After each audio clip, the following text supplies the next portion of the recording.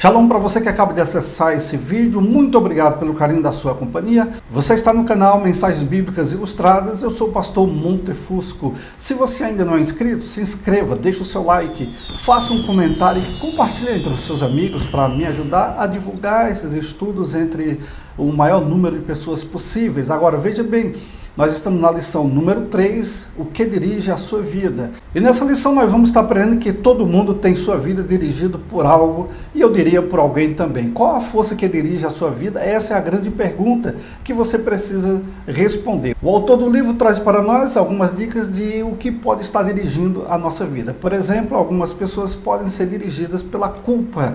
Alguns passam a vida fugindo da culpa e da vergonha. Sim, algumas pessoas vivem presas ao passado. Algumas pessoas ficam sempre assombradas com aquilo que fizeram de errado. Os erros que cometeram estão atormentando a vida dele. Ele deixa de viver uma vida plena. Essas pessoas deixam que o passado controle o seu futuro. Nunca deixe que seu passado controle o seu futuro e nem paralise o seu presente. Viva intensamente, nós vamos aprender sobre isso lá na frente. Filipenses capítulo 3, versículo 13, o apóstolo Paulo diz o seguinte: uma coisa faço, esquecendo-me das coisas que ficam para trás e avançando para as que estão diante de mim. Olha que Paulo tinha muita coisa que ele poderia fazer com que ele paralisasse, deixasse de ser o homem evangelista que foi, o desbravador que foi, o pregador do evangelho, o evangelho da transformação, o evangelho que dá libertação. Ele tinha um passado realmente tenebroso em relação à perseguição, prisão e até morte dos cristãos. E, no entanto, ele se tornou um cristão e ele não se deixou intimidar por aquilo que ele tinha feito de errado, porque ele aceitou o perdão que veio de Deus. Quando Caim pecou, sua culpa o fez cair da presença de Deus, e Deus disse a Caim: você será um fugitivo e errante pelo mundo. Nós somos produtos do nosso passado, mas não temos de ser prisioneiros dele. Deus pode mudar tudo, essa é uma grande realidade.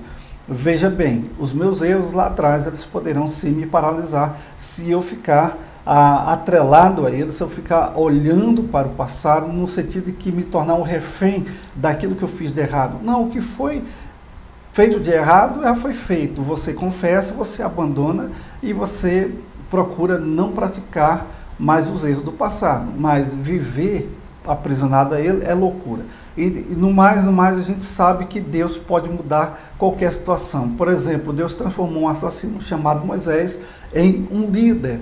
Moisés poderia ser um homem derrotado, ser aprisionado por esse passado tenebroso, ter tirado a vida de uma pessoa, e no entanto, ele, ao encontrar-se com Deus, ele recebe de Deus a purificação, o seu perdão, e ele vai adiante. Ele também transformou um medroso chamado Gideão em um corajoso herói. Isso significa dizer que Deus também pode fazer coisas maravilhosas com o resto da sua vida. Meu amigo, minha amiga, você que está aqui nesse estudo nos acompanhando, você que provavelmente tenha alguns desses aspectos, talvez culpa, talvez medo, mas sabe de uma coisa, Deus, ele é uma pessoa especialista em transformar males em bem, fazer com que as coisas negativas sejam positivas, para que a gente possa crescer, amadurecer e sermos pessoas úteis na mão dele.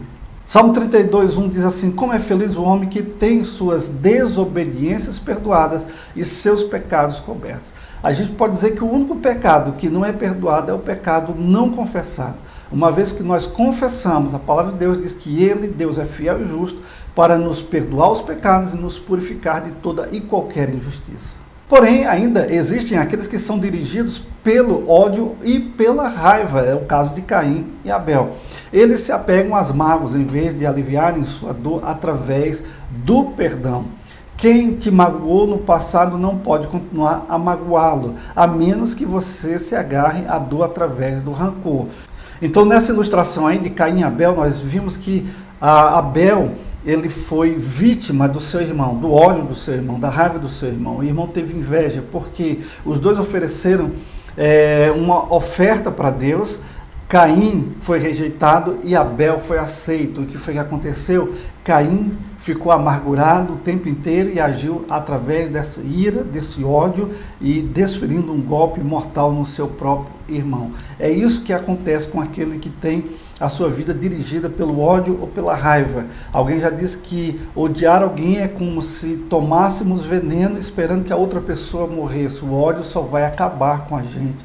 O ódio só vai consumir a nossa vida. Você tem que encarar a realidade. O que passou, passou. Nada poderá mudar o passado. O que ficou para trás está lá. É intocável, irretocável, não tem como mudar. O que é que eu vou fazer? Então eu vou lidar com o presente, olhando para o futuro com esperança. Mas a esperança em Deus, porque eu confesso, eu abandono e eu avanço, porque Deus vai me fazer uma nova criação, vai me fazer uma pessoa com novas perspectivas, uma nova esperança. E aí então tudo acontecerá a contento. E claro, ficar desgostoso e amargurado é loucura, é falta de juízo que leva à morte, diz Jó no capítulo 5, versículo 2. Com certeza, esse desgosto, esse ódio, essa raiva, esse rancor vai com certeza consumir a sua vida e o empurrará para um abismo sem fim. Bem, mas a realidade também é que algumas pessoas são dirigidas pelo medo. Esse medo pode vir de experiências traumáticas da infância, da família, da criação, de um lar severo, ou até mesmo de predisposição genética, ou seja, a pessoa tem um certo temperamento que já faz com que ela seja temerosa por natureza. Isso pode acontecer com a pessoa, com certeza. E alguém dirigido pelo medo, com certeza, é alguém que perde grandes oportunidades por terem medo de correr riscos. Essas pessoas são muito acanhadas, muito temerosas, nunca estão olhando para o futuro com esperança, com positividade, são sempre negativas, estão sempre pensando no pior, estão sempre esperando o pior acontecer. Então esse medo paralisa com certeza muitas pessoas. Em 1 João 4,18 está escrito: no amor não há medo, ao contrário, o perfeito amor expulsa o medo, porque medo supõe castigo. Aquele que tem medo não está aperfeiçoado no amor. Ora, se nós estamos em Deus e Deus é amor, é claro que nós vamos expurgar esses medos dos nossos corações. Por quê? Porque nós estamos confiando em Deus. É como o apóstolo Paulo diz: todas as coisas posso naquele que me fortalece. Se Deus é por nós, ninguém poderá ser contra nós.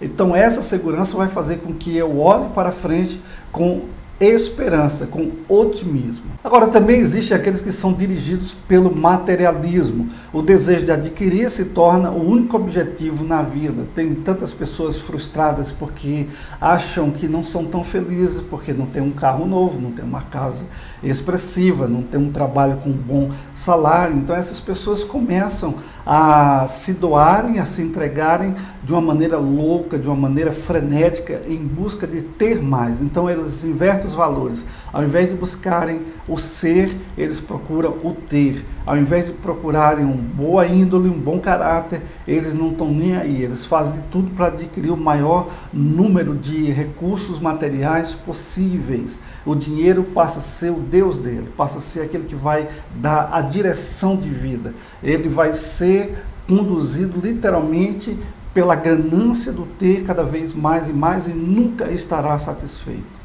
Porque essas pessoas acham que por possuir mais serão mais felizes, mais importantes e mais protegidos, o que é uma grande mentira. Nós sabemos que posses trazem felicidades temporárias, e logo que nós adquirimos alguma coisa, por exemplo, você pode lutar feito um louco para adquirir, vamos supor, um carro. Então você comprou o carro. Com o passar do tempo, você vai cansar daquele carro. Aquele carro perde o brilho, aquele carro perde a atratividade para você, e você está pensando em algo maior, em algo melhor, entre aspas. Ou seja, esse materialismo nunca vai satisfazer a pessoa que é dirigida por ele.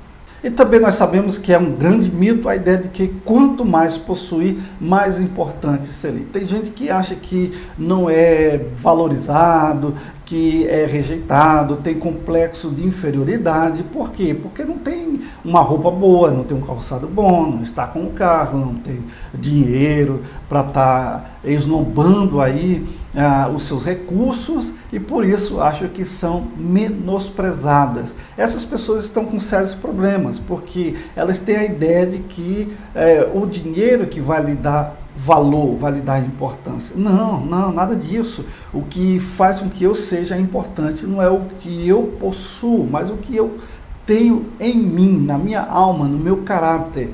Quando eu estou ciente que sou muito amado por Deus, sou precioso para Deus, que Deus está comigo, então não importa o que as pessoas dizem, fazem, se querem estar comigo, se não querem, se elas me valorizam ou não, porque eu já sou valorizado e amado extremamente por aquele que me criou a sua imagem e semelhança. E é isso que importa. E no mais amar, nós sabemos que Deus deixa muito claro que as coisas mais valiosas na vida não são os bens, mas seu relacionamento com Deus. Por isso que está escrito que nós devemos nos gloriar em uma única coisa, em conhecer a Deus, em ter relacionamento com Ele, saber que nós somos amigos de Deus e Deus interage conosco. Shalom, até a próxima oportunidade. Se você ainda não é inscrito, se inscreva, meu querido, minha querida, deixe o seu like, compartilhe e faça o seu comentário. Até a próxima lição.